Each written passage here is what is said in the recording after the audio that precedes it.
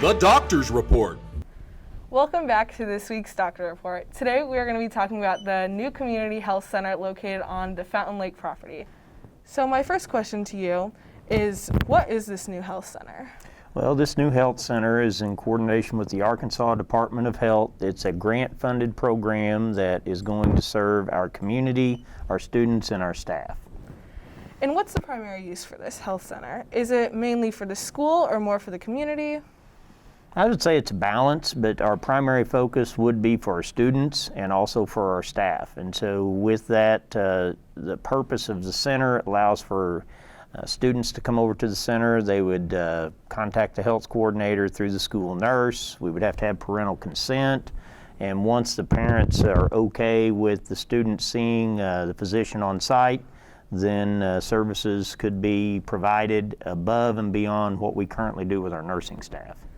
And so will this be the center for our school nurses, or will real doctors be there? That's a really good question. You know, what's the role of the nurse in relationship to the clinic? Our nurses will continue to have the same role they currently have in terms of their role on the campus, working with students, either dispensing medication or working with students who are not feeling well. This will be an extension of services beyond the role of the nurses. Yeah, so in regards to the doctors that we will be utilizing will be the physicians that are currently staffed at the clinic. At times, they'll be able to come up here based on the degree of services needed. I think our partnership strengthens because of our proximity. We do think that any real lab work that needs to occur, we could even shuttle students or staff members to the clinic and back, or they could drive down to utilize lab work. So we really, in our discussions, think it's going to be very cost effective extending the services. So if I'm sick and I show up, what will it cost me? Well, the first thing that you would need to understand is you need to go to our school nurse if you're not feeling well.